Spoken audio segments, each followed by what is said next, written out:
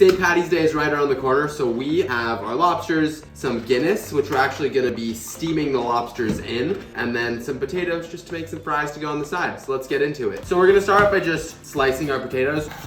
All right, let's get our cut fries into our ice bath here. We're gonna double fry these bad boys. We'll bring you along on that journey. All right, it's time to prep how we're actually gonna steam the lobsters.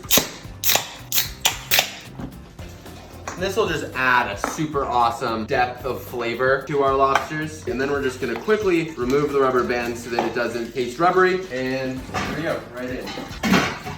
All right, so now it's time to fry our fries. We'll just get them out of here, put them in here, and then just gently get them in oil. And we'll repeat this process till the fries are all done. All right, now that our lobsters have been cooking for just a few minutes, we're gonna get them out of the steam. So lobsters actually have a pigment in their shell that changes color in the heat. And so that's why we see lobsters turn this really vibrant red color as soon as they are done cooking. So that's how we know. All right, so we have double fried these fries. We're gonna pull them out. So we're just gonna heavily salt these fries up and we're gonna toss them just quickly. And then we'll give them a taste test.